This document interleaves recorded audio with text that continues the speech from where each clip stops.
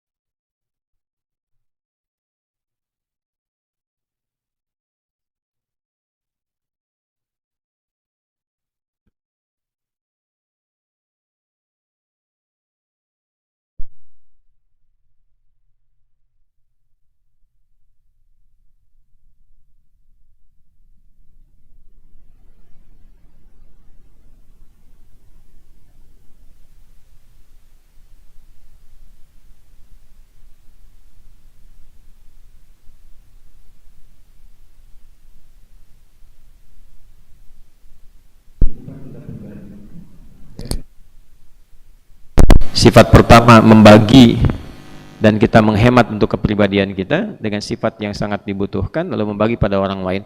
Dapat kurma 1 bagi 2, kan? Itu contoh paling gampangnya saat-saat kita berbuka misalnya, kan? Dan tidak mudah melakukan itu, punya cuma 1. Ya, kurma masih bisa dibaginya besar, koaci tuh bagi 2. Nah, itu hal-hal yang demikian tuh ya kadang-kadang penting. Kalau berbagi 2 dengan anak kan bisa dikasih semua. Ya kan? Dengan pasangan bisa dikasih semua. Tapi mungkin dengan orang-orang yang datang membutuhkan belum tentu bisa diberi. Ya. Ada kisah yang sangat menarik. Ini tersambung ya, silsilah kisah-kisah ini. Dulu di era-era tahun 90-an itu sangat viral kisah ini. Ada beberapa orang pejuang sedang berjuang di jalan Allah Subhanahu wa taala. Kemudian dalam kondisi mereka di akhir itu kehausan. Yang pegang air itu cuman 1 orang, tinggal 1. Lalu dia melihat saudaranya lebih membutuhkan daripada dia, haus, padahal sama-sama haus, kan? Jadi kalau digambarkan di sini ada 4 orang lah kurang lebih, 1, 2, 3, 4. Yang di samping ini melihat ketika dia kehausan, akhirnya dia berikan air itu yang di tangan dia untuk 1 porsi itu kepada temannya. Kamu duluan katanya saudaraku, kan? Begitu yang satu mau minum, di sampingnya pun merasa kehausan. Ya, dan mengiba gitu untuk bisa minum. Jadi begitu dia mau minum, dia melihat itu, dia berikan lagi. Ya, ini psikologi ya. Kalau kita mau minum terus di samping melihat ada yang pengen minum dan haus betul, sebagian dari haus kita hilang sebetulnya. Sebagian dari haus kita walaupun tetap haus, ya kan? Nah, inilah sebabnya kenapa kita mesti melihat kepada yang paling bawah untuk menimbulkan syukur. Jadi kalau kita punya 1000, ya, lihat kepada yang 500. Kalau lihat ke atas itu ingin selalu merasa nambah dan selalu merasa kurang. Itu poinnya. Tapi kalau kita melihat yang ke bawah, ya, itu akan menambah pada yang diri kita dan merasakan kenikmatan pada apa yang telah kita peroleh. Lalu yang ketiga ini begitu akan minum, ya kan? Dia pun melihat yang keempat tuh haus. Ya. Lalu dia kemudian bagikan kepada yang keempat ini. Nah, menariknya pada bagian yang pertama itu begitu diberikan, pada yang kedua. Pertama ini kemudian kehilangan kesempatannya minum dan wafat dalam keadaan dehidrasi. Yang kedua juga begitu, yang ketiga begitu, yang keempat juga demikian. Ternyata semuanya meninggal tanpa minum karena keinginannya berbagi pada saudaranya. Bukan karena, ini aspeknya lain ya tinjauannya, bukan karena oh itu salah aja kenapa nggak diminum, bukan itu persoalannya. Ya, persoalannya adalah bagaimana kekuatan mereka yang melahirkan sifat ihsan, ingin cari amalan yang betul-betul Allah cinta. Jadi berbagi pada orang sebelum mengutamakan diri pribadinya. Nah, itu sesuatu yang tingkatnya tinggi. Jadi kalau membandingkan itu harus apple to apple. Jangan tingkat tinggi dinilai oleh orang rendah. Jadi nggak masuk tuh cara berpikirnya. Ya, jadi berpikir kita harus menempatkan sesuai porsinya. Sama, kalau kita ingin menilai budaya di masa lalu, nah kita harus lihat landscape-nya masa lalu bagaimana, dilihat pada periode itu, jangan dinilai dengan yang sekarang. Ya, misal terapannya, Nabi SAW menikahi Sayyidah Aisyah, ya kan? Dipinggit dalam usia yang sangat belia, kemudian mulai bergaul di usia tertentu, ya kan? Sudah mulai masuk masa remajanya, haidnya dan seterusnya, dan diajari dengan hikmah untuk menambahkan pengetahuan. Lalu tiba-tiba datang orang sekarang mengatakan, oh itu pelanggaran, menikahi anak kecil dan sebagainya. Itu salah berpikir. Ya, itu logika yang salah dan salahnya fatal gitu. Kenapa? Ya ini logika fallacy namanya dalam dunia logika itu. Kenapa? Karena dia menilai konteks dahulu dengan keadaan sekarang. Masuk dulu ke kebudayaan waktu itu. Ya, yang paling menarik kan Abu Jahal gak pernah bikin isu Nabi nikah dengan anak kecil, gak pernah Abu Jahal bikin isu, sejahal-jahalnya ya, padahal itu Abu Jahal gitu. Ya, kenapa? Karena kultur masyarakat pada waktu itu beda dengan sekarang. Sama dengan Kartini, ya, waktu dipinggit usianya berapa tahun? Kan yang lebih luar biasa, nanti lihat di Eropa tuh, ya, di Perancis bagaimana, di Irlandia dengan Inggris waktu menyatu bagaimana gitu kan. Nah itu bahkan ada yang paling lebih muda lagi, saya sempat riset pada yang usia 7 tahun bahkan 6 tahun sudah dipinggit dan kemudian menikah. Itu di era-era itu. Jadi kadang-kadang beberapa masyarakat tertentu di kalangan tertentu ingin menutupi perilakunya dengan menyoal kabar persoalan yang lain yang tidak pada tempatnya. Nah, kembali kepada kita di sini, itu pernah saya bahas dalam pembahasan Sayyidah Aisyah waktu kajian di Bandung di Saf Muslimah, nanti lebih detail bisa dilihat di situ. Nah, kembalinya ke sini, kalau kita ingin mengukur sifat muhibbin, ya, orang-orang yang mencintai Allah, jangan diukur dengan mukminin, jangan diukur dengan muslimin, itu nggak nyampe. Sama dengan ngukur mukminin pakai muslimin, tidak sama, ukurannya berbeda. Jadi kalau pengen naik level sampai yang ke atas, maka tempatkan cara mengukur kita di level itu. Paham sampai sini? Ya, nah itulah beberapa hal yang nanti kita kalau terbiasa demikian, menempatkan sesuatu, bahasa kerennya bisa menjadi proporsional sesuai dengan porsi yang dibutuhkan. Nah, yang soleh sudah kita pelajari bagaimana orang soleh mencintai Allah, ya kan? Nah, sekarang bagaimana orang salah berpeluang mendapatkan cinta Allah. Nah, karena standar di awal kan kita katakan cinta Allah ditebarkan untuk semua hambanya. Sedangkan hamba di Al-Quran kan dibagi dua, hamba yang soleh dan hamba yang salah. Dan dua-duanya disebut hamba. Itulah indahnya sifat rahman dan rahim Allah kepada kita semua. Dua-duanya ibad. Dan disatukan di ayat puasa dengan nama yang sama, ibad. Misal hamba Allah yang saleh disebut ibad, ibadur rahman, wa ibadur rahmanil ladzina yamshuna 'alal ardi hauna wa idza khatabahumul jahiluna qalu salama. Ibad. Hamba Allah yang salah disebut ibad juga. Misal qul ya ibadi, tuh ibadi, hambaku, ada ku-nya tuh, masih diaku oleh Allah, masih diaku. Qul ya ibadiyalladzina asrafu ala anfusihim la taqnatu mir rahmatillah innallaha yaghfiru dzunuba jami'a. Lalu keduanya disatukan di ayat Ramadan di ayat 186. Wa idza sa'alaka ibadi, ya kan? Kenapa? Karena saat Ramadan itu cuman yang soleh dan salah yang mendekat kepada Allah. Yang soleh minta ditambah kesolehannya, yang salah minta taubat. Karena itu banyak orang taubat saat Ramadan. Banyak orang kembali dalam kebaikan saat Ramadan, ya. Jadi antara soleh dengan salah mendapatkan porsi yang sama. Orang soleh bisa naik tingkat dari mukminin ke muttaqin, ke muhsinin, ke muhibbin. Orang salah pun itu bisa akselerasi bahkan langsung ke muhibbin. Dan banyak sekali orang-orang yang tadinya terpuruk tiba-tiba dapat cinta Allah, berubah mereka. Ada yang jadi wali gitu kan, ya. wali-wali itu orang-orang soleh maksudnya. Ya, Allahu waliyul ladzina amanu yukhrijuhum minadh dhulumati ilan nur. Al-Baqarah ayat 257. Allah menjadi wali bagi orang-orang beriman, maksudnya pelindungnya, penyayangnya. Auliya Allahi la khaufun alaihim wa lahum yahzanun. Wali-wali Allah itu orang-orang saleh yang pada level tertentu ada yang tingkatnya sampai tingkat mahabbah, ya, kecintaannya kepada Allah begitu tinggi. Nah, ini poinnya.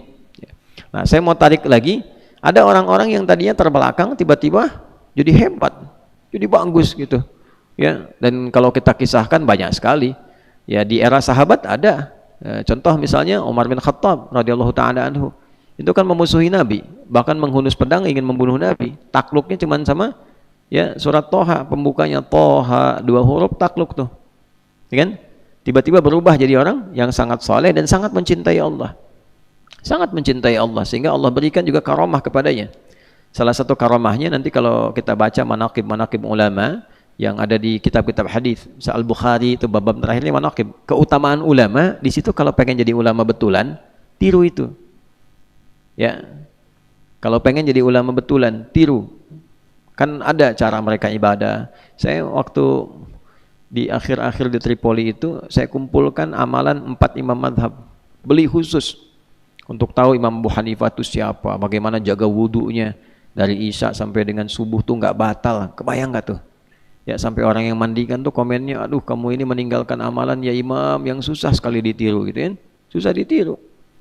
Tuh. Imam Malik keutamaannya apa? Imam Syafi'i keutamaannya apa gitu kan? Khususnya Ramadan, Imam Syafi'i itu Ramadan itu bisa khatam Al-Quran 1 hari itu bisa 2 kali.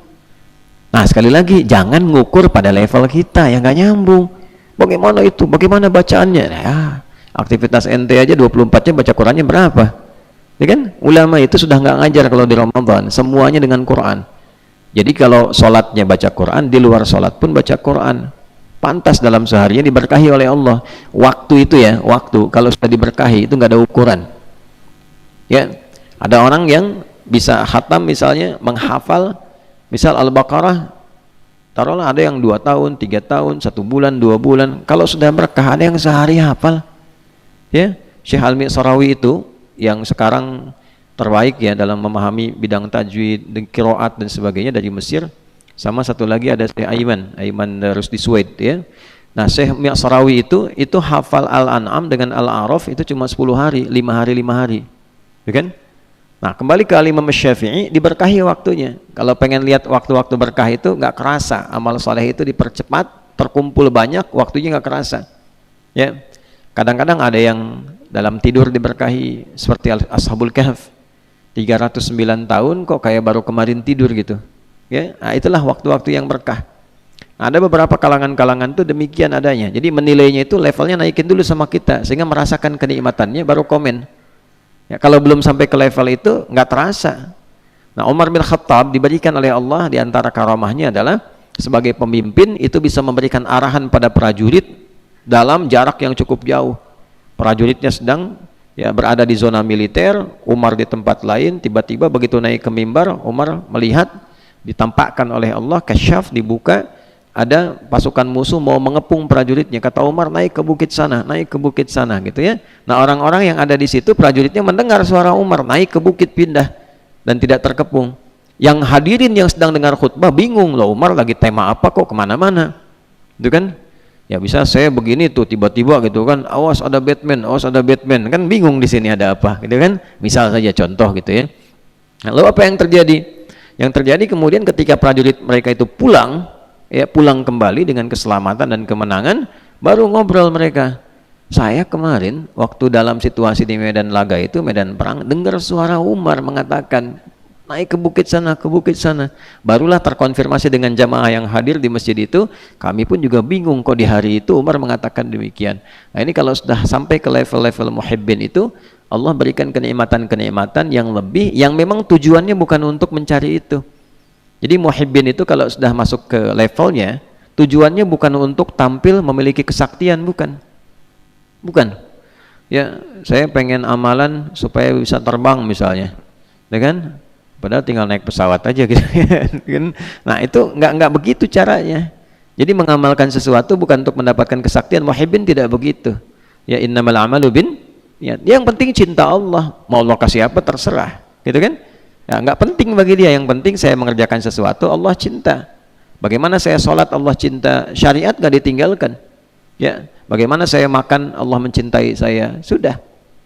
Nah, jadi kalau sudah pada level-level demikian, masya Allah banyak doa-doa yang terkabul. Ya, ada ulama-ulama saleh itu yang kadang-kadang nggak diminta doanya tuh lihat ada seorang alim saleh luar biasa, ilmunya banyak, takwanya tinggi, termasuk muhibbin. Ya, apa yang terjadi begitu lewat ada seorang bapak yang matanya buta, ya kan? Terus kata temannya yang satu, nanti ada ulama ya, alim si fulan akan lewat tuh. Dia deket banget sama Allah. Coba kamu sapa ketika lewat, minta. Jadi begitu ulama itu lewat, alim itu lewat, dikasih tahu, dipanggil, ya fulan, saya minta tolong, mohonlah pada Allah supaya Allah menyembuhkan mata saya. Ya, itu cuman 2 kalimat aja gitu yang disampaikan. Ya, semoga Allah menyembuhkan matamu, gitu aja. Terbuka lagi, sehat kembali. Ya, jadi orang-orang, tapi bukan itu yang dicari, bukan supaya kalau berdoa begini, kalau menatap begini, kalau melihat Pak Endang Darmaji langsung kelihatan apa isi kepalanya, keinginannya apa gitu. Nah, bukan itu yang dicari. Bukan itu. Jadi puncak ketinggiannya adalah kepasrahannya untuk meraih cinta Allah Subhanahu wa taala. Dan biasanya orang-orang begitu nggak pamer. Ya, nggak buka praktek gitu, ya, dan tidak terlalu royal untuk memberikan informasi. Biasa-biasa saja. Ya. Jelas sampai sini? Baik. Nah, pada aspek-aspek demikian kita dapatkan ada orang-orang yang dulunya larut dalam kesalahan tapi kemudian melimpah dalam kesolehan. Ya, kalau di kita yang dengar cerita-cerita di masa lalu ulama-ulama kita misalnya ya tidak luput juga dari pantauan kita. Misal yang sering kali viral gitu kan, Sunan Kalijaga itu, ya, apa latar belakang sebelumnya? Bagaimana Allah kemudian memuliakan derajatnya dan sebagainya. Atau juga yang lain-lain yang bisa kita dapatkan, ustadz-ustadz, ada yang dulunya kan aktif di dunia yang tidak mudah. Ya, misalnya dulu yang populer Anton Medan misalnya kan, nah, siapa sebelumnya, lalu Allah angkat pada nilai kebaikan. Artinya orang-orang yang ingin berubah menjadi lebih baik itu pasti diberi peluang oleh Allah untuk kembali pada kemuliaan. Nanti hebatnya begini, kisah masa lalunya itu menjadi hikmah. Ada orang yang masa lalunya kelam jadi bincangan. Siapa dia? Emang dulunya juga begitu, pantas dia perampok dulunya, penyolong, kan? Terus itu begitu tuh. Nah, kalau ini enggak. Jadi walaupun dulu misalnya pernah mabuk, dulu pernah begini begitu, jadi hikmah.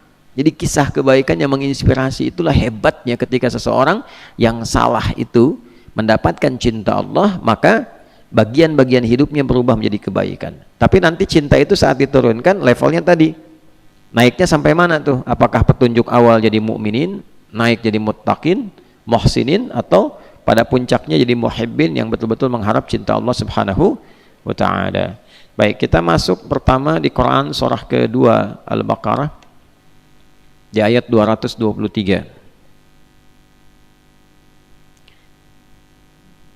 Sudah? Dari 222 dulu, 222 nanti ke 223.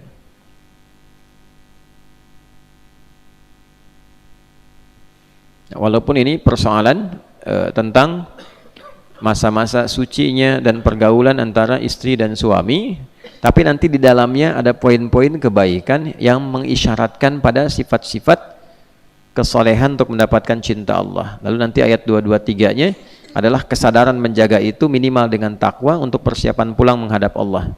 Ya. Barulah diberikan kabar gembira dengan level keimanannya. Sudah? Baik. Di ayat 222-nya dibuka dengan wa yas'alunaka 'anil mahiyid, gitu kan? Nah, lihat ke ujungnya, langsung ke ujungnya.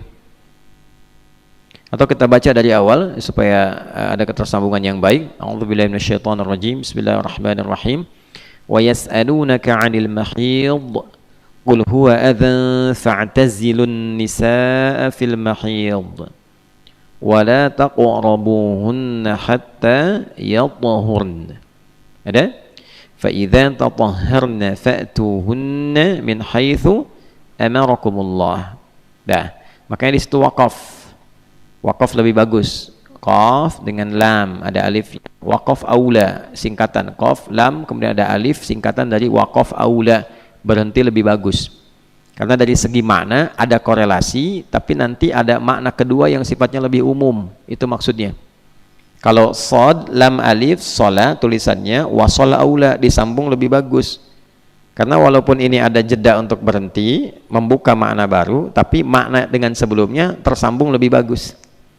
Ya, contoh begini misalnya. Ya, ini kan tentang ada orang minta fatwa, ya kan? Tentang istri yang sedang dalam kondisi haid, masa liburnya, bagaimana pergaulan dengan suaminya. Cara singkatnya, tunggu biar bersih dulu, ya kan? Tunggu biar bersih dulu, biar bersih, biar sehat semuanya, karena itu kan sedang mengeluarkan bagian dari darah-darah kotor, ya, ada satu bagian dari ovum yang tidak terbuahi, kemudian juga kotor keluar. Nah, di masa-masa kotor itu berpengaruh kepada bagian tubuhnya, baik secara emosional, secara pikiran dan sebagainya, tidak stabil, ya. Kemudian dalam bagian tubuh juga itu masih dibersihkan. Jadi tidak baik ada hubungan antara suami dengan istri di fase-fase itu, karena nanti dampaknya banyak, baik itu di dalamnya kotor ataupun di luarnya banyak secara emosi yang tidak stabil, ya kan? Tapi zik mana zik ada nggak? Wah, itu zik. Nah, kalau nanti sudah nikah, sudah sidang, sudah jelas gitu kan, kuliahnya nikah misalnya, ya.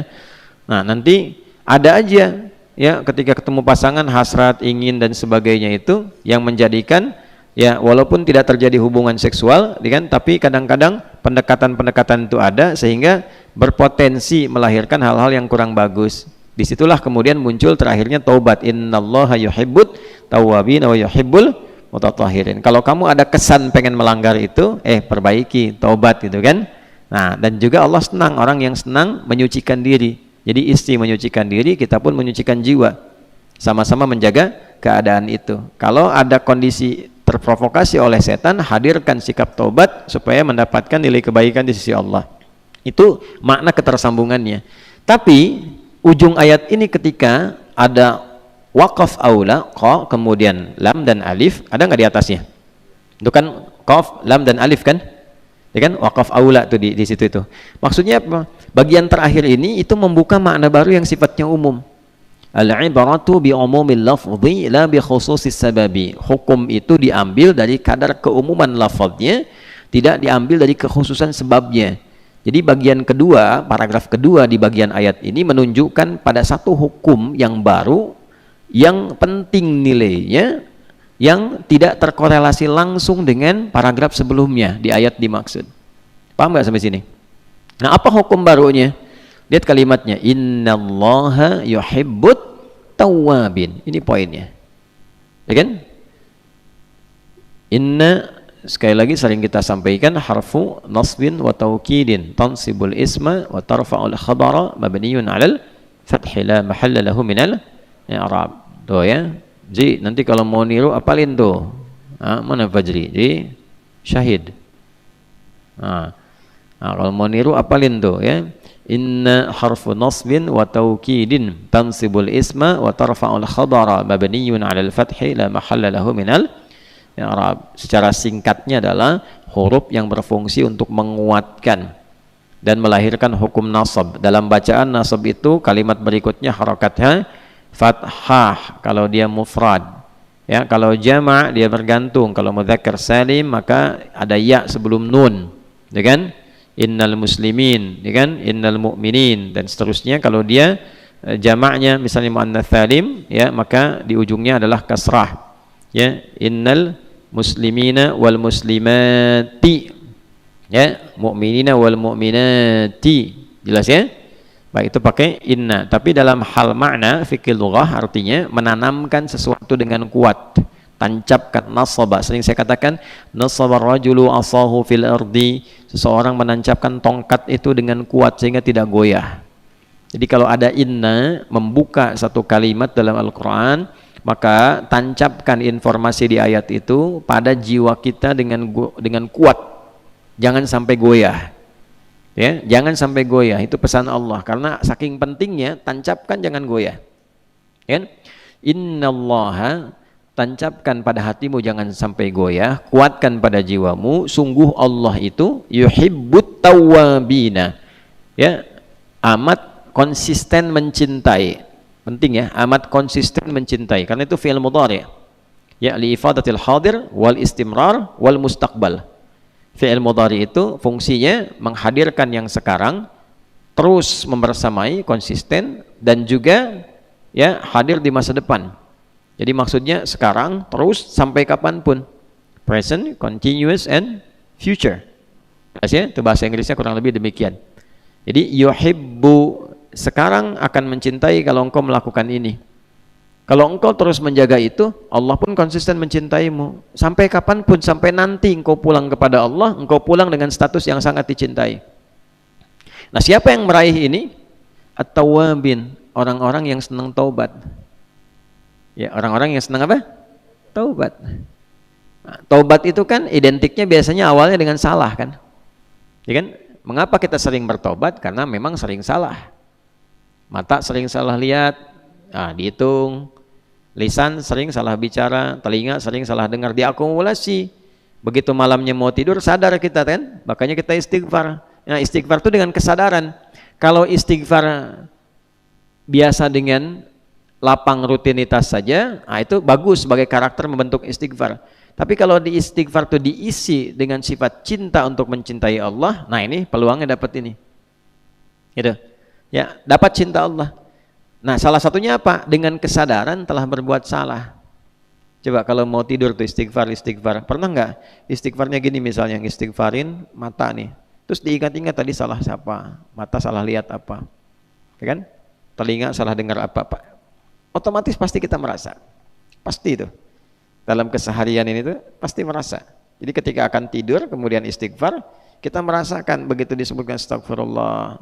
Coba latihannya begini ya, misal astagfirullahaladzim, astagfirullahaladzim, astagfirullahaladzim, terus diurut tuh mata, telinga, lisan sampai ke kaki, itu hasilnya beda dengan sekedar kita astagfirullah, astagfirullah, astagfirullah, beda hasilnya, lain.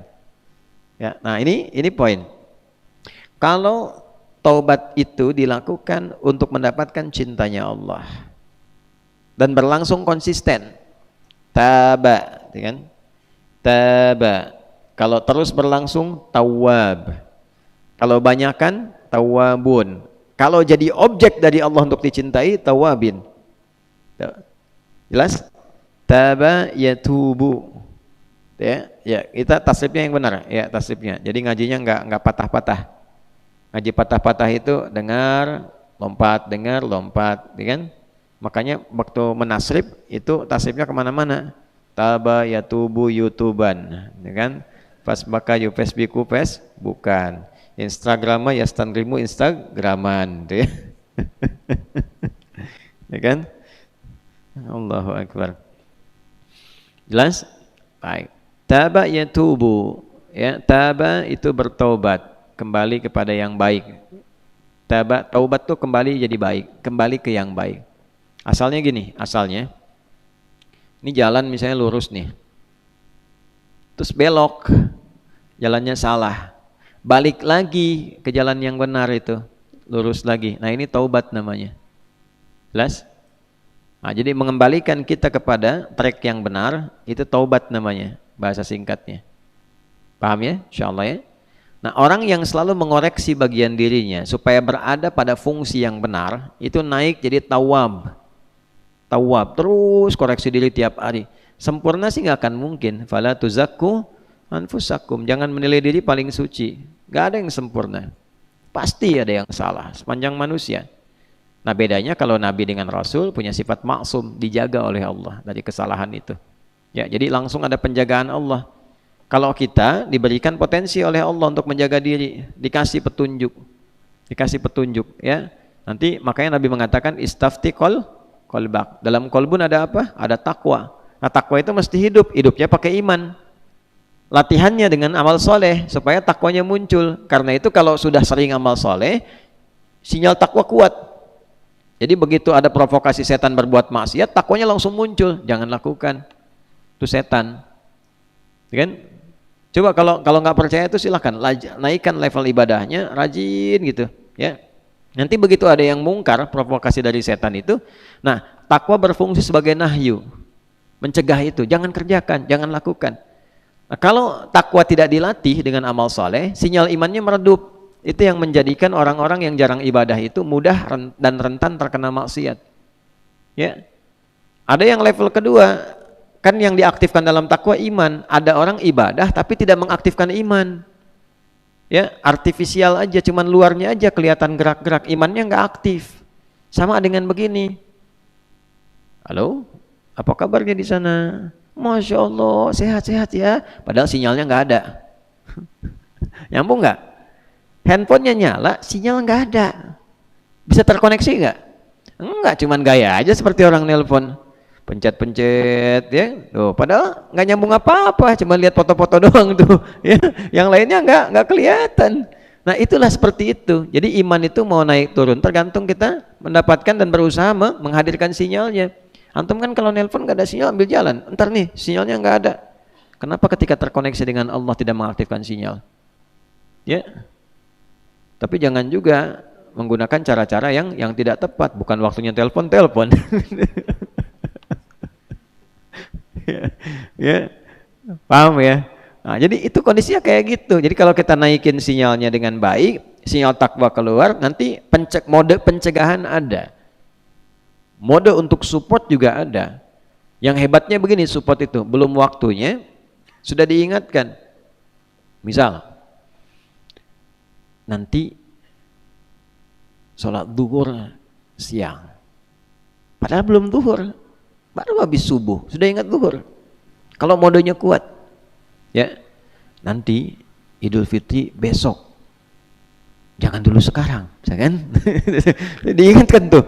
Jadi begitu ada yang misalnya tidak sesuai standar, hatinya langsung berkata, oh ini ada yang kurang tepat gitu. Nanti kurang tepat itu mengimbangi yang tepatnya seperti apa, dan responnya pun bagaimana gitu. Nah, itulah sinyal-sinyal itu yang kita naikkan.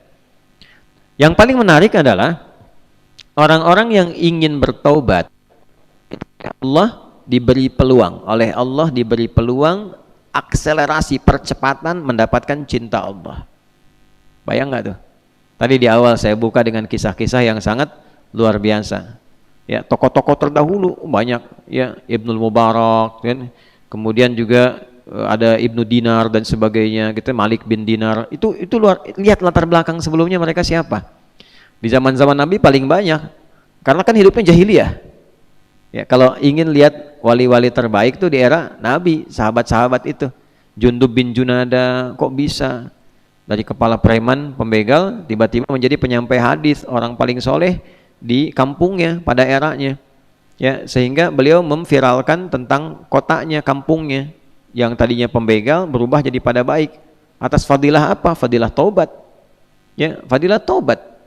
Diajarkan oleh Nabi, dibawa pulang, diajarin ilmu taubat. Setelah itu dekatkan diri kepada Allah, tiba-tiba viral, kampungnya berubah jadi baik, sampai orang tahu nih, kalau dulu kalau lewat Ghifar mesti siapin setoran, kalau enggak habis barang kita.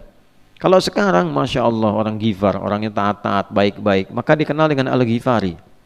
Nama aslinya Jundub bin Junadah. Ya, Al-Imam An-Nawawi sampai memasukkan itu, ya, hadis-hadis beliau itu, bahkan dalam, ya, di bagian pembuka yang Al-Arba'in itu masuk hadis ke-18 itu kan Jundub bin Junadah. Dan itu hadisnya hadis takwa.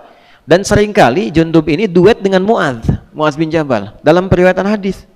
Jadi kalau antum belajar sanad-sanad hadis, itu seringkali menemukan duet maut antara, ya, Jundub bin Junadah dengan Mu'adz bin Jabal. Ya, duet maut itu kan artinya kuat, hebat gitu kan, dan seterusnya.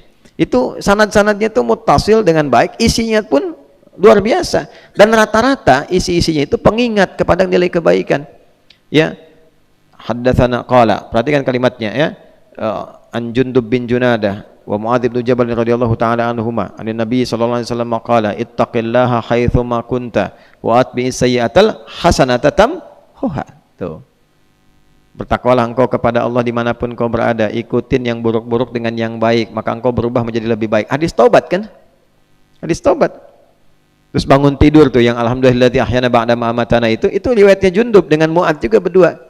Ya, Jundub bin Junadah, kemudian Mu'adz bin Jabal meriwayatkan hadis dari Nabi tentang bangun tidur. Alhamdulillahilladzi ahyana ba'da ma amatana wa ilaihin nusyur. Jadi kalau Allah ingin berkenan merubah itu levelnya bisa langsung tinggi. Jadi kalau ingin mendekati Allah karena salah, rumus cepatnya dari Al-Quran tuh coba naikkan level taubatnya ke level cinta, ke level muhibbin. Jadi taubatnya itu karena cinta Allah. Kan taubat tuh macam-macam kan motivasinya.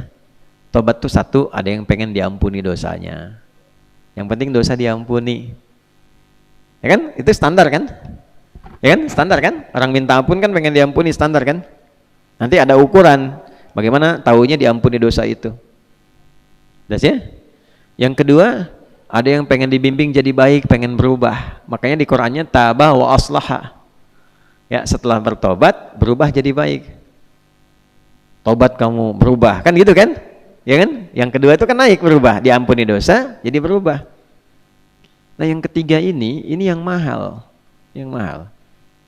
Tobat ingin dicintai Allah karena punya rasa cinta terhadap Allah. Ini yang paling mahal. Ya, ini yang paling mahal. Jadi apapun yang dia kerjakan, nanti kita akan dapat contoh misalnya kasus-kasus dosa-dosa yang kadarnya besar. Misal pembunuhan, kan? Misal perzinaan dan seterusnya. Kalau sekarang korupsi, kan, dan sebagainya gitu kan. Yang besar-besar lah, kadar-kadar besar yang ancamannya, pasalnya juga tinggi, terus ayatnya juga dengan ancaman yang luar biasa. Apa yang terjadi? Itu ketika seseorang ingin mendapatkan cinta Allah. Jawaban pertama Allah kepadanya, hambaku. Apa pertama jawabannya? Hambaku. Kalimat itu mahal sekali. Karena kalimat itu kalimat yang menjadikan seseorang kalau diberikan itu oleh Allah di ujung hayatnya, itu jaminan surga. Ya, misal nih, mau meninggal sedang sakarat, dapat kalimat itu dari Allah, hambaku ibad misalnya, itu sudah jaminan surga. Dari mana dalilnya? Quran surah 89 Al-Fajr ayat 27 sampai 30. Ya ayyatuhan nafsul mutmainnah irji'i ila rabbiki radiyatan mardiyah fadkhuli fi, selanjutnya wadkhuli jannati. Itu. Masuklah engkau dalam golongan ibadi, hamba aku. Ya kan? Lalu ini surga yang akan kau tempati. Nah, ibadi itu siapa aja? Ibadi itu ada orang soleh meningkat kesolehan, ada orang salah taubat. Karena dua-duanya disebut ibad. Ya. Ada yang pertama, ya, hamba soleh tadi yang saya sampaikan, ibadur rahman, amalannya jelas. Ada yang kedua, hamba salah. Nah, kalau pengen cepat dapat status ibad dari Allah, maka cara taubatnya berusaha mencintai Allah sehingga mendapatkan rahmatnya. Rahmat itulah yang menjadikan cinta Allah turun, dosa sebesar apapun hilang. Ya, sepanjang kaitan dengan Allah ya, nanti dibimbing oleh Allah kalau ada dosa terkait dengan manusia. Nah, rahmat Allah turun, dosa apapun potensi hilang. Itu ada di Quran surah 39 ayat 53 yang terjemahannya sama Mas Ami udah disampaikan dalam kuldak, kultum mendadak. Ya, kita bacakan ayatnya.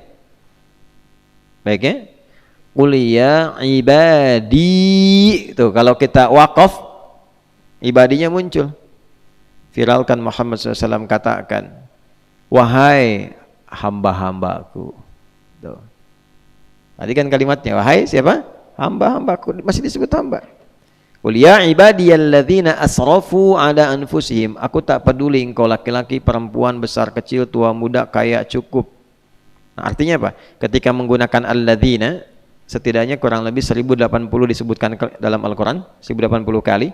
Itu mencakup semua tanpa kecuali. Artinya, jangankan yang biasa-biasa, yang kaya pun bisa maksiat. Dan maksiatnya bisa lebih banyak. Ya. Jangankan yang tidak punya kedudukan, yang punya kedudukan bisa maksiat. Jangankan yang ilmunya standar, ustadz, kiai bisa maksiat, ya. Dan pada titik tertentu maksiatnya tinggi, level tertinggi, ya. Berapa yang kita dapatkan oknum-oknum pengajar melakukan pelecehan pada santri misalnya, ya kan? Berapa yang kita dengar tiap hari, ya, pejabat yang korupsi, yang menyalahgunakan wewenang misalnya, atau juga ya sama aja dengan masyarakat dan sebagainya. Udah miskin judi, udah miskin mabuk, udah tahu miskin zina juga gitu kan, ya, udah miskin sombong. Ya, kayak sombong aja bermasalah, miskin sombong lebih masalah, ya kan? Tapi selalu ada jalan keluar. Nah, jalan keluar ini bukan berarti dimudah-mudahkan. Maksiat aja dulu, ntar juga ada jalan tobat, gitu kan?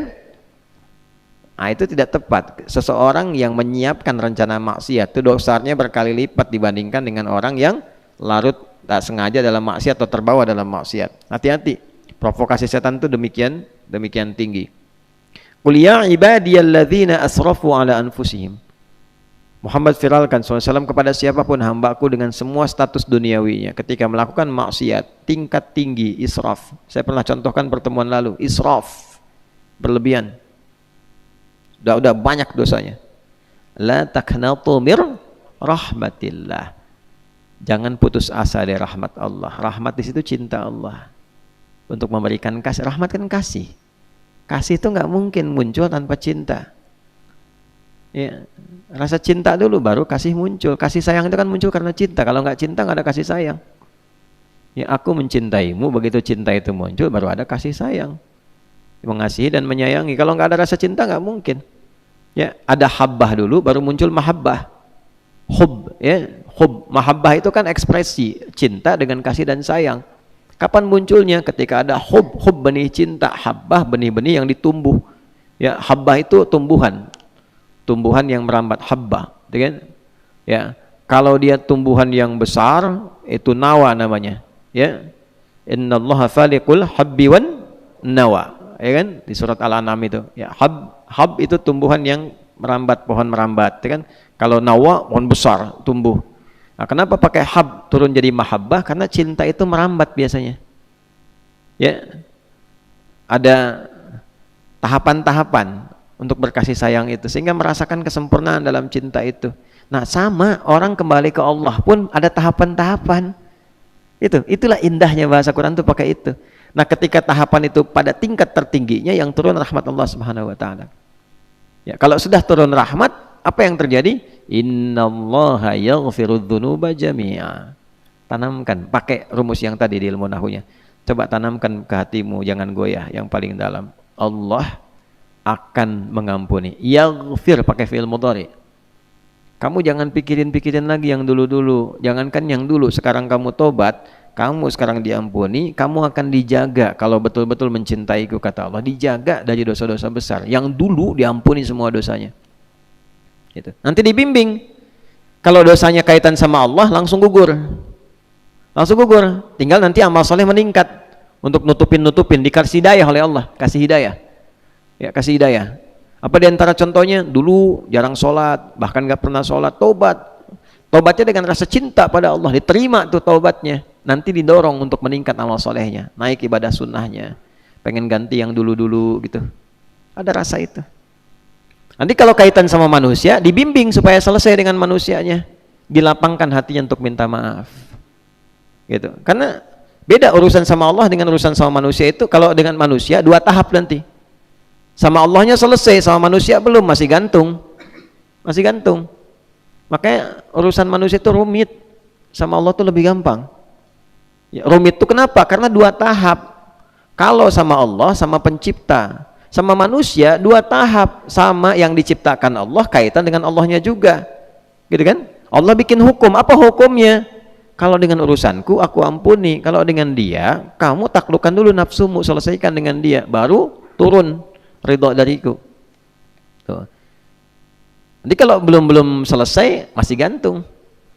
Ya, makanya ini sering nih saya perbaiki ya persepsinya. Pemahamannya diperbaiki dulu. Jangan dikira kalau sudah selesai puasa itu tiba-tiba kosong-kosong. Ya. Bisa-bisa 10 kosong itu. Kosong-kosong itu kapan terjadi? Dengan dua hal tadi. Ya, hubungan dengan Allah baik, hablum minallah, hubungan dengan manusia baik, hablum minan nas. Jadi kalau misalnya hubungan dengan Allah baik, dari antara dua dengan kosong itu satu selesai. Nah, dengan manusianya kalau belum selesai masih kosong satu. Jelas? Itu harus diperbaiki. Dan itu ketika menyampaikan pun jelas, apa masalahnya? Ya, nggak bisa antum bikin umum. Maafkan ya, kalau memang ada salah, gitu aja. Ya memang ada. Salahnya apa? Nah nanti manusianya berapa? Nah ini makanya jangan main-main kalau bikin dosa kaitan dengan manusia. Hakun adami itu repot. Ya, manusianya berapa yang terlibat? Pak Duloh misalnya nih, dulu ada persoalan sama Ipul, ya kan? Contoh aja, jangan marah ya. Contoh nih, contoh. Nah, dulu sama Ipul, Pak Duloh sama Ipul ada persoalan nih. Satu misalnya Ipul masalah sama Pak Duloh. Ipul cerita ke temennya, Supernosa misalnya cerita, Amar cerita, Syafiq cerita tuh, ya ngejelek-jelekin Pak Duloh, ya. Tiba-tiba begini misalnya, Ramadan selesai, pas sholat di masjid yang sama, Ipul dengan Pak Duloh, sholat minta maaf, aduh maaf Pak Ane kemarin hilaf katanya. Ya kalau hilaf untunglah ingat sekarang saya juga mungkin ada salahnya. Salaman tuh berdua, kosong-kosong dua-duanya, tapi antara Ipul dengan Supernosa, dengan Amar, dengan Syafiq belum selesai. Sebelum itu diralat. Tuh, makanya jangan sembarangan pasang status. Apalagi pada aspek yang keliru, belum jelas, sudah ngambil kesimpulan, sudah menyebarkan, sudah bikin gosip, itu ngeralatnya susah. Ya, dan biasanya itu yang paling susah. Kalau Pak Duloh begitu tadi mendapatkan fitnah demikian, itu transferan pahala banyak dari sini itu, ya piramid itu sampai ke atas tuh. Ya multi level maksiat gitu kan. Nah, ini yang tuh maksiat, ini dapat transfer pahalanya. Yang ini dosa. Ikut-ikutan. Ya kan? Nah, itu yang tidak mudah dan ini yang paling membahagiakan setan. Tertawa aja setan, makin banyak tuh. Ya, ada reseller nih. Setan paling senang kalau yang begitu tuh. Ya, karena cuma sedikit aja kemana-mana akibatnya tuh. Ya, untuk itulah kemudian dikuatkan kembali sifat tobat itu kalau benar. Yang pertama selesaikan dengan serius. Hubungan dengan Allah selesaikan. Kalau ada hubungan dengan manusia, taklukkan diri kita. Karena kalau sudah mampu menaklukkan diri kita, itu lebih mudah mengaturnya. Udah habis itu lapang. Ya terserah, yang penting kita nyampaikan aja. Kan orang juga kalau kita datang dengan baik-baik, dengan cara yang baik, dengan mengharap rahmat dan ridha Allah, Allah berikan juga petunjuk kepada orang itu untuk tidak bersikap sembarangan. Ya, memang awal-awal datang mungkin kalau dosanya begitu besar nggak ngenakin. Begitu datang, ngelihat Aldi mau datang, punya dosa masalah besar, baru ngelihat wajahnya, non siap, saya bukan siapa, saya Aldi. Ini misal kan. Udah nggak apa-apa, pelan-pelan. Nah nanti berdoa dulu supaya Allah melembutkan hati orang itu untuk memaafkan, berikan kebaikan. Doa dulu. Nah dengan doa itu kemudian bisa ada kelembutan, ada ketenangan. Rabbi syrahli sadri wa yassirli amri wahlul 'uqdatan min lisani yafqahu qawli. Allahumma ftahli futuhal arifin. Buka ya Allah hatiku supaya kitanya arif, ya. Walaupun Mus'ab hatinya arif, gitu ya. Nah, jadi nanti begitu sudah arif, bijak, kita bisa datang, lembut. Ya, lembut. Hati udah lembut, ya latif, ya latif, ya latif, gitu kan? Lembutin hati kita tuh, minta sama Allah. Nah, kitanya udah nyaman, bisa datang, tergerak, habis itu tuh lancar. Dan hebatnya, Pak, kayak nggak punya masalah, leplong aja. Leplong. Nanti lawannya, kalau kita mendapat perlakuan kurang baik dari orang, lawannya apa? Al-kadhimina al-ghaidha wal'afina 'anil nas. Balik ke yang kemarin. Nanti urusan kita dengan orang itu ditutup, kitanya lapang aja, nggak kepikiran. Dan kita pun nggak tahu, difitnah, dituduh, dibikinin hoax, kita nggak tahu karena kita banyak pekerjaan yang lain. Hanya fokus pada yang lain saja, sementara orang itu masih sibuk dengan pekerjaannya. Jadi sepanjang belum minta maaf, itu selalu gelisah, kitanya nggak kepikiran. Karena persoalan dia belum selesai. Jelas ya? Nah itu. Kemudian utang. Jangan disimpulkan kalau berdosa utang lunas. Nah, utang tetap ada, ya kan? Nah, taubat misalnya dari korupsi, gimana tuh membebaskan hartanya? Ada babnya juga, ada babnya sendiri. Ya, pernah mencurinya fisik, ya kan ada dua tuh, curi hati orang dengan curi fisik, dengan istri orang digoda-goda sampai cerai dengan suaminya, balik sama dia, ya kan curi hati orang tuh. ya kan? Nah, itu juga salah. Cara tobatnya gimana? Islam itu detil sekali. Dan kasus-kasusnya mungkin terjadi. Ya, kemudian apalagi? Ya, pencurian dan seterusnya. Ya, dosanya bagaimana? Tobatnya bagaimana? Terus riba, misalnya tobatnya bagaimana dan seterusnya. Ya, jangan aneh-aneh lah, aneh-aneh. Antum yang riba, ustadz yang suruh bayarin, itu kan? Aneh mau hijrah ustadz, mohon dibantu, kena hutang riba. Ya kita suruh bayarin, kapan kita ceramahnya? Tobat dulu yang benar, ikhtiar dulu. Jangan datang ke ustadz suruh bayarin, gitu kan? Ya berikan ustadz kesempatan membimbing lewat ilmunya. Antum ikhtiar. Ya, kalau nggak ikhtiar, nggak yakin sama Allah, belum muncul mahabbahnya. Yang punya rezeki siapa? Allah. Minta doa sama ustadz. Bayar cari sendiri, ikhtiar dulu. Datang ke Basnas, datang ke mana, konsultasi. Ya, ada sekarang paket lengkap ustadz itu. Udah ngajar pulang diketok, malam ditungguin gitu kan. Wah. Tapi alhamdulillah, artinya ada kesadaran. Ada kesadaran, ya. Walaupun cara masih belajar dengan yang lainnya. Nah, itulah mahabbah untuk mendapatkan rasa cinta. Makanya kita saling mendoakan. Termasuk orang-orang yang ada di LP misalnya lembaga pemasyarakatan, kita doakan tiap hari, doakan supaya mereka jadi baik, dapat cinta Allah, kan? Sehingga keluar jadi baik lagi, ya, dan bersyukur karena diisolasi supaya tetap belajar pada kebaikan. Kita doain, jangan pelit berdoa, doa kan nggak bayar, ya. Allahumma ighfir lil muslimina wal muslimat itu masih umum, satu-satu. Ya Allah doain. Ya pemimpin doakan, ulama doakan, rakyat doakan. Ya Allah siapa di lingkungan kita berikan hidayah, ya orang-orang berlaku maksiat, ya Allah terima taubatnya. Itu mungkin dari sekian banyak boleh jadi ada satu dua yang sampai saat kita ikhlas sampai beberapa orang balik jadi baik gitu ya. Nah kalau kita bersikapnya seperti itu insya Allah baik. Walaupun selalu akan menghadapi ujian, itu biasa dalam hidup. Kemudian yang terakhir nanti ada bab khusus. Bab khusus. Ya. Bab khusus ini kasusnya tidak biasa karena jarang terjadi. Kalau yang 3 tadi itu sering kita dapatkan dalam keseharian. Yang standar ada, yang soleh ada, yang salah ada. Caranya begitu kalau pengen akselerasi. Nah, bab khusus ini misal contoh bab militer. Ada. Amalan prajurit yang dicintai Allah itu ada. Jangan dikira biasa-biasa saja, tidak. Ada orang-orang yang hidupnya memilih di karir militer. Saya TNI itu ya. Nah, kemudian ada yang bagian keamanan, Kamtibmas, polisi dan sebagainya gitu. Itu ada zikir-zikir tertentu yang mendekatkan dia kepada Allah dan ada amalan yang ketika dikerjakan cinta Allah diturunkan. Ya. Nah, ada zikir saat operasi, begitu mau operasi, mau berangkat, ya. Tuntutan militer ada zikirnya juga. Ketika itu dibacakan, keluarga dijaga supaya tenang oleh Allah. Kesejahteraannya dijamin.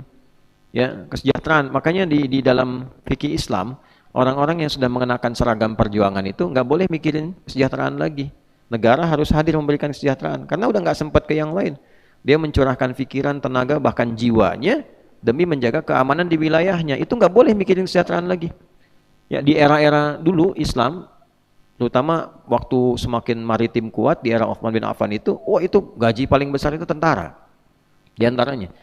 Dan Nabi itu mensupport perjuangan tinggi. Jadi kalau mau berangkat itu, siapa nih yang mau menyiapkan kudanya, siapa menyiapkan itu, semua berlomba. Lomba para saudagar itu justru menyiapkan harta mereka untuk mensupport, bukan supaya di-backingi usahanya jalan. Bukan. Supaya gimana caranya mereka itu bisa berjuang dengan baik. Jadi jangan sampai mau berangkat ke medan militer tiba-tiba istrinya WA. Mas ini beras habis gitu, bingung tuh.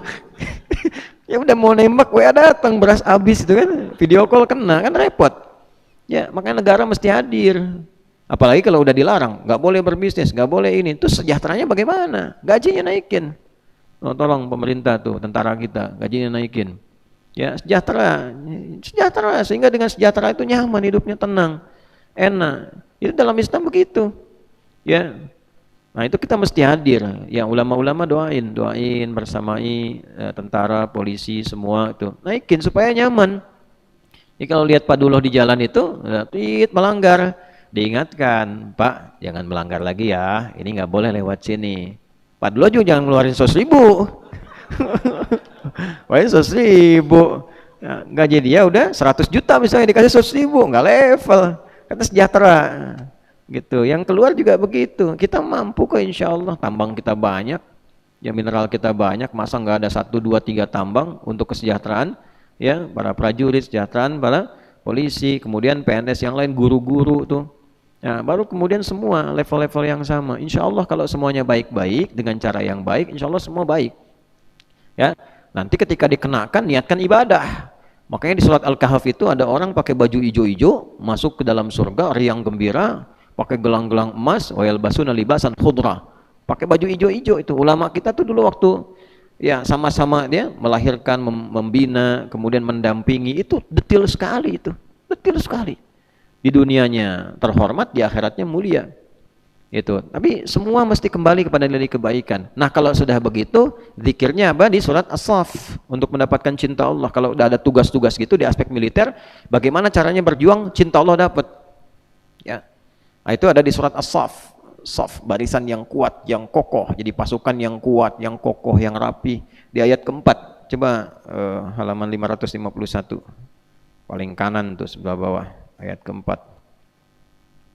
Innallah yuhibbu tuh, yuhibbul ladzina yuqatiluna fi sabilihi shaffa ka'annahum bunyanum marsus. 551 betul enggak paling kanan? Ya. Nah, ayat 4 tuh. Innallaha yuhibbul ladzina yuqatiluna fi sabilihi shaffa ka'annahum bunyanum marsus. Allah sangat mencintai, pakai fi'il mudhari. Alladzina yuqatiluna, orang-orang yang berjuang. Juang qital di sini dalam medan perang, dalam militer. Perjuangan menjaga supaya aman, tenang, masyarakat tentram. Makanya ibadahnya bisa enak. Itu ada di surat Quraisy. Li'ilafi Quraisy, ilafihim rihlatasy syita wa-shayf. Falyabudu rabb hadzal bait alladzi at'amahum min ju'. Stabilitas ekonomi. Negara itu bisa tenang rakyatnya kalau nggak lapar. Yang penting nggak lapar. Kalau lapar pasti kriminal, maksiat, pengen nyuri, pengen ngerampok, asalnya karena lapar. Makanya gimana caranya ekonomi stabil? Itu teori pertama, dasar bernegara. Ada beberapa pilar di Al-Quran. Pilar spiritual, pilar ekonomi, nanti pilar fisikal. Ya, yang satu itu pilar spiritual dulu. Spiritual itu penting, paling kuat, berketuhanan, dasar kita, ketuhanan yang Maha Esa. Mesti ada ketuhanan. Ketuhanan itu kalau punya Tuhan, punya nilai-nilai berketuhanan, nanti nilai spiritual kuat. Walaupun lapar, tetap emosi stabil. Fisik tetap kuat. Itu kita lapar sekarang puasa. Main bola kuat aja. Ya. Dulu militer, waktu aksi militer perang Badar kan Ramadan. Kita waktu proklamasi Ramadan, 9 Ramadan. Jangan lupa. Ya, jangan lupa itu. Nah, kemudian yang terjadi apa? Orang-orang yang saat lapar itu emosi juga stabil. Ketika dia apa? Spiritualnya meningkat. Begitu spiritual meningkat kan ada kesabaran. Sabar. Mau makan? Sabar. Habis maghrib. Mau minum? Sabar. Habis maghrib. Istri, suami dan nikah? Sabar. Habis maghrib. Siksa sana tarawih. Habis maghrib. Ah, Pak Duloh ini ada aja nih. Duloh. Habis maghrib. Aduh, sabar, latihan, sabar. Zikr. Tuh. Sabar, kuliah dulu, lulus dulu, sabar. Anak orang mau diwisuda, diri sendiri wisuda aja belum. Nah, sabar, tonton tuh sama calonnya tuh. Ya. Oh, Jackie Chan, lulus dulu. Ya, kita pemirsa di sini lengkap semua ya. Keponakan Jackie Chan ada sini ya. Supernosa ada. Ya, apalagi tuh ya, wali kota juga ada sini tuh. Alhamdulillah ya. Lengkap lah, pokoknya kita i'tikaf tuh waktunya ibadah khusyuk, bahagia tapi tidak menurunkan marwah, kan? Tidak bohong, tidak dusta. Yang penting kita saling menghormati, membahagiakan, dan kita betul fokus dalam ibadah. Balik seperti tadi, innallaha, pakai inna lagi, ini semua pakai inna semua tuh. Nah, prajurit baca ayat ini, wah itu bangganya luar biasa. Pakai seragam, siap, tancapkan pada hatimu yang paling dalam. Jangan goyah. Nah, apa itu? Innallaha yuhibbul ladzina yuqatiluna fi sabilihi shaffa. Ketika engkau akan berangkat membawa misi, tanamkan pada jiwamu yang paling kuat, aku mencintaimu, kata Allah. Kapan cinta itu diberikan? Ketika semua operasi yang akan dilakukan itu dilakukan dengan shaffa, rapi, kompak, terukur, saling menolong, saling membantu, dan diniatkan untuk mencintai Allah. Itu bedanya. Gitu. Menaati Allah. Yang muslim tuh begitu. Nanti bonusnya itu operasi tuntas, selesai. Bonus itu. Ya. Kalau tahap tertinggi, yang paling tinggi, para sahabat tuh kalau udah waktu-waktunya berjuang, itu saya ilustrasikan begini ya. Ada baru pulang nih. Begitu baru pulang, nyampe rumah, udah lama, berbulan-bulan, istri udah nyambut, ya, semua udah mandi, udah mau makan, lagi ngobrol begini, baru datang. Tiba-tiba ada panggilan. Nada munadin lil jihad, panggilan ada operasi militer berikutnya, jihad, jihad, jihad. Itu langsung pamit sama istrinya, mah, panggilan Allah tiba, papa pamit dulu ya. Oh, sin tuh kalau dalam posisi begitu gimana kamu tuh, baru pulang operasi sambut istri gitu kan, tiba-tiba ada panggilan, berangkat sekarang gitu kan, bilang sama istri, mah, papa ada panggilan dulu ya. Gimana tuh? Pul gimana tuh Pul tuh? Ya, udah itikaf di sini, pulang ke rumah, tiba-tiba saya telepon, Pul merapat, gimana tuh? Istrinya gimana tuh? Tarbiyah dulu. Istrinya ditarbiyah, ya, supaya nggak ada keluhan. Apa istrinya? Berangkat deh bang. Bismillah. Kalau kita nggak ketemu di dunia, ketemu di surga. Masya Allah. Ntar dulu baru nyampe. Itu kan tarbiyahnya nggak jalan, karena ini disampaikan dan tahu tujuan hidup. Nah, makanya bagi orang-orang demikian, hidup kembali tugas, hidup lagi itu bonus, gitu, bonus. Ya, makanya keberaniannya tinggi karena merasa ada kehidupan, bukan kematian, ada kehidupan. Itu sempurna tugas. Ya, jadi begitu sudah dilakukan, nah soffa. Ya, sofa itu yang terukur, strateginya bagus, rapi, mitigasinya bagus, saling menolong satu dengan yang lain. Jadi kalau ada yang sulit, yang lain dibantu, ya kan? Jiwa korsanya tinggi. Nah, niatnya untuk ibadah, itulah keluar resolusi jihad dulu begitu. Ya, jadi di Islam itu udah pasti kalau orang Islam pasti mencintai negaranya. Gak bisa dipisahkan, Islam dengan doktrin cinta negara itu gak bisa dipisahkan. Jadi kalau ada kejadian, wallahu alam, dan kita berlindung dari itu ya, ada gawat misalnya negara nih, itu yang pertama berdiri garis depan pasti orang Islam, karena kita punya doktrin ini, dan itu bagian dari mahabbah kita kepada Allah, dari mahabbah kita. Bergerak preman yang mabok aja bisa jadi jihad fisabilillah. Yang tatoan tuh bisa keluar, Nabi dilecehkan, jangankan yang biasa, yang tatoan yang mabok bisa keluar tuh, siapa yang hina Nabi katanya kan, gitu. Cintanya tinggi ya, alhamdulillah. Makanya tuh jangan pernah lihat orang dengan perilaku maksiat yang ada, lihat dengan kesempatan dia tobat, bi'aini rahmah, dengan kacamata kasih sayang. Kalau udah begitu tuh kita ke semua tuh sama rata, hadir kita bersamai. Ada orang kurang, hadir. Ya ka'annahum bunyanum marsus, seperti bangunan yang kokoh. Bangunan itu kan saling melengkapi. Kita ada zeninya, ada armednya, kan, sifat sosialnya, perlengkapannya, ada darat, laut, udara, semua. Nah itu kompak, rata. Masyarakat juga membersamai, namanya manunggal bersama rakyat, manunggal bareng-bareng. Ya kalau ada yang kurang, anggaran kurang dari atas, kurang pas, datang. Kita yang berlebih siapa? Kumpul. Ulama doain, teman-teman yang punya ya saudagar-saudagar fasilitasi. Ya, yang usaha-usaha itu jangan pamrih, jangan digunakan hanya untuk jaga. Orang udah latihan berbulan-bulan, tahun-tahun latihan perang, suruh jagain toko, ya, nah, jagain perusahaan, suruh begini begitu. Nggak begitu caranya. Support, itu kan, jangan transaksional. Jiwanya itu jangan sampai dibeli gitu ya. Nah, walaupun kemudian ada hal-hal demikian untuk membantu, niatkan juga supaya stabil, sehingga sifat saling membantunya menjadi baik. Ya, jangan melayani pada sesuatu yang buruk. Kalau sudah begitu, apapun yang dikenakan itu nilainya cinta Allah turun. Nah, terus antum nih murid-murid yang jadi pejabat ke atas itu, nah itu disupport, siapkan, harus tahu, paham hukum ini, paham. Petugas guru, sejahterakan guru supaya ngajarnya nggak nyambi-nyambi, sehingga murid ilmunya tetes-tetes. Ya, tetes di sini, tetes di sana, nggak nyambung. Ya baru ngajar di sini, anaknya teriak, SPP belum dibayar Pak. Akhirnya pamit sebentar waktu istirahat, ngajar les dulu. Balik lagi, Ya, di sini ngelas, di situ ngeles, gitu kan? Jadi nggak nyambung. Lasan belum selesai udah ngeles ke sana. Ya, akhirnya ditanya dari mana Pak? Jawabannya ngeles. Ya kan? Jadi nggak nyambung, ilmunya nggak utuh. Sama, ya. ASN itu kan ada 3, ya. Satu siapa? Ada guru kan, pengajar dan seterusnya. Kemudian TNI, Polri. Yang ketiga kan di birokrasi, sama-sama semua itu. Nah sifat-sifatnya beda-beda. Rakyat-rakyat ini kalau sudah itu baik, kita juga jadi sejahtera, terdorong. Insya Allah, ya. Makanya awalnya itu kenapa ketuhanan dulu? Karena dengan berketuhanan itu turunan yang berikutnya muncul semua. Ya, manusia itu bisa adil dan beradab kalau merasa ada Tuhan. Kalau nggak ada Tuhan, nggak merasa ada Tuhan, itu mohon maaf, adab nggak akan muncul. Ya, ojek jalan sama calonnya tuh, nggak bertuhan misalnya tuh, nggak bertuhan, bukan cuma naik beca sebeca berdua, tukang beca selasan nggak ada, bukan cuma itu.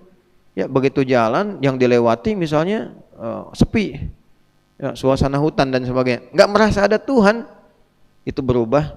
Ya, Razik yang kelihatan sekarang seperti seorang dai bisa jadi monster saat itu tuh, karena hilang, nggak ada Tuhan, nggak ngerasa ada Tuhan, bebas melakukan apapun. Karena itu di tempat-tempat yang merasa nggak bertuhan, maksiat itu biasa aja. Tapi ketika bertuhan, ketuhanan yang Maha Esa, punya Allah kita, ada kontrolnya. Disuap pakai surat sendirian, uangnya nempel, merasa punya Allah, ada Allah, malu nggak enak, ya kan? Sama anak orang nggak sembarangan gitu, ya nyaman kita, merasa ada Allah. Nah itu berketuhanan, baru muncul adab. Adil tuh nggak bisa optimal kita. Supernosa anak 2, apakah bisa adil pada keduanya? Belum tentu. Sama istri bisa adil? Belum tentu. Tapi kalau punya Allah dibimbing kita, gimana menyikapi, gimana membawa, gimana menempatkan, itu poinnya. Ya, kita bersatu. Kalau yang bukan menggerakkan sifat ketuhanan, nggak akan bisa. Ikhtiar kita aja itu pasti punya kompensasi. Sekarang mau nyatu begini, bayarannya apa? Dapat apa gitu. Tapi kalau kita lakukan lillah, nggak ada bayaran, semua kuat. Ya. Hikmah itu datang, sifat bijak itu, kemudian musyawarah bisa adil, kalau semua punya sifat ketuhanan. Kalau enggak, musyawarahnya punya kompensasi, kumpul-kumpul transaksi, saya dapat apa, kamu dapat apa. Tapi kalau kita bertuhan, yang di bawah maslahat, titik temunya kemaslahatan, kita kumpul ini, kebaikannya apa untuk orang di luar kita, baru muncul keadilan. Itulah 5 sila tuh, ketuhanan yang Maha Esa, kemanusiaan yang adil dan beradab, persatuan Indonesia, kerakyatan yang dipimpin oleh hikmat kebijaksanaan dalam permusyawaratan perwakilan, keadilan sosial bagi seluruh rakyat Indonesia. Nah ngajinya total, kalau itu bisa kita lakukan dengan baik itu jalan. Nah itu kasus-kasus. Jadi ada beberapa segmen-segmen tertentu yang mendapatkan cinta Allah.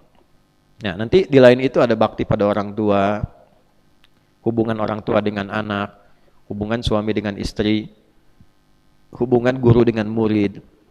Jangan dikira biasa-biasa saja. Ya, kalau saya mengajar, melakukan karena cinta kepada Allah, itu dapat sesuatu. Anda pun belajar menghormati guru dengan cinta kepada Allah, bukan karena faktor gurunya.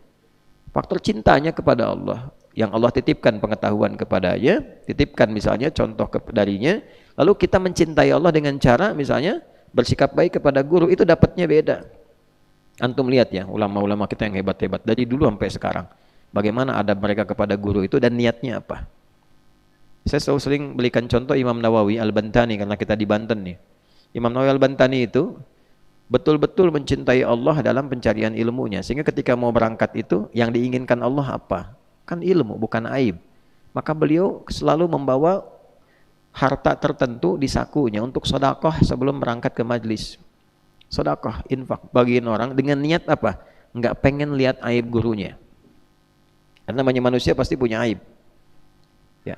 Jadi sibuknya apa? Dengan ilmu, akhirnya berkah, nggak pernah tahu aib gurunya. Ya, bukan berarti lihat nggak lihat, dengar nggak dengar, tapi nggak pernah peduli dengan itu, ditutup, dihijab oleh Allah, sehingga dengan itu semua biasa aja yang kelihatan baik. Nah, sehingga muncul kaidah dalam ilmu adab. Kalau kalian ngaji adab, kita ngaji adab, ada kaidah, kan? Perilaku guru itu selalu harus ditakwilkan oleh muridnya sepanjang yang bisa ditoleransi. Ya, bukan pelanggaran maksiat betulan. Ya, guru bersikap buruk kepada santriwati, udah tahu pelanggaran, ditakwilkan, oh itu mungkin ingin memberikan energi tertentu, bukan itu, ya maksiat itu namanya. Jelas ya? Nah, tapi kalau kita lihat misalnya sesuatu sikap yang kadang-kadang begini, dalam posisi apa seperti itu, lihat, cek, wajar atau tidak. ya kan? Nah, demikian adanya kalau kita bisa berlihat baik, dan nanti aspek berikutnya keberkahan. Keberkahan itu bisa dipakai di luar majlis. Ya, luas, sifatnya luas. Nah, itu koreksi untuk kita semua, termasuk untuk saya pribadi. Makanya saya sering katakan, hal-hal yang kurang baik, kurang sepakat atau apa, kalau masih dalam konteks perbincangan didialogkan. Tapi kalau merasa berbeda, tidak usah saling mencela. Ya, termasuk dengan guru-guru yang lain. Ya, dengan guru-guru yang lain ada kebaikan silahkan diambil, dilihat, ya kan? Tapi kalau bicara hal-hal yang kita tidak sepakat, ya sudah ditinggalkan pada aspek itunya. Yang lainnya dihormati. Jelas ya? Sampai di situ sehingga membuka jiwa kita tuh selalu stabil dalam kebaikan. Gak ketemu orang kok aneh, orang ngaji jadi putus silaturahim. Ya, ngaji kok dia nggak bisa komunikasi. Ngaji nggak bisa salaman. Ngaji dulu orang ngaji jadi tersenyum, sekarang ngaji orang cemberut misalnya, berarti ada yang salah. Ya kan? Nah, itu hal-hal yang tidak boleh terjadi di sini. Kalian ngaji yang betul, ya. Ketemu orang bersikap yang baik, ya, bersikap yang mulia. Beda pendapat hormati. Kalau memang itu di luar dari batas-batas standar, cara menyampaikannya yang lembut. Nabi Musa aja ketemu Firaun oleh Allah diperintahkan lembut, ya, ketemu dengan Haman juga diminta untuk dialog yang elegan. Masa kita berhadapan dengan orang-orang yang tidak seperti itu, kemudian sikap-sikap kita tidak demikian. Nah, itulah level-level muhibbin. Ya, belajarnya karena cinta pada Allah atau karena pengen pintar. Kalau pengen pintar aja nanti penuh dengan dalil tapi ekspresi dalilnya tidak optimal. Ya, jadi muslim yang maksimal.